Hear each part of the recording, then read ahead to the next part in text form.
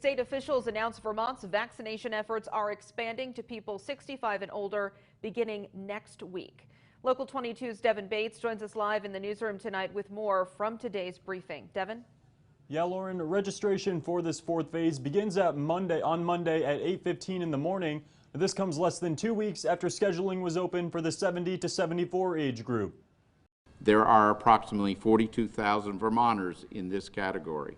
I encourage this group to go online at healthvermont.gov/myvaccine and set up an account ahead of time. Human Services Secretary Mike Smith said Phase 5 should be just around the corner as well. That's everyone 16 to 64 with a medical condition that puts them at a high risk for COVID-19 complications or death.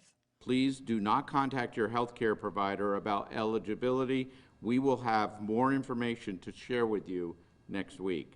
Meanwhile, Governor Phil Scott announced another measure to loosen some restrictions on people who have gotten their shots. If you're fully vaccinated plus 2 weeks, you can now visit another household regardless of whether they've been vaccinated. To give you an example, if your parents are fully vaccinated, you could go to their house for dinner or vice versa.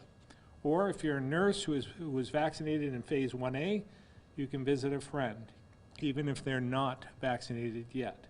But this only applies to one household at a time.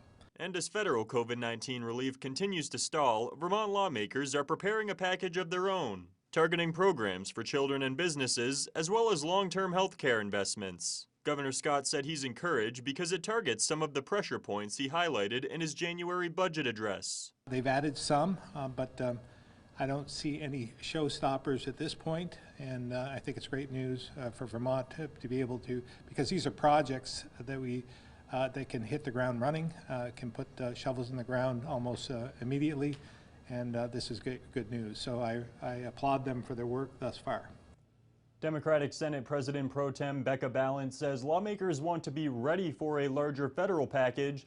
Now, this package would be paid for by leftover federal cash and one-time money from the governor's budget. Live in the newsroom tonight, Devin Bates, Local 22 News.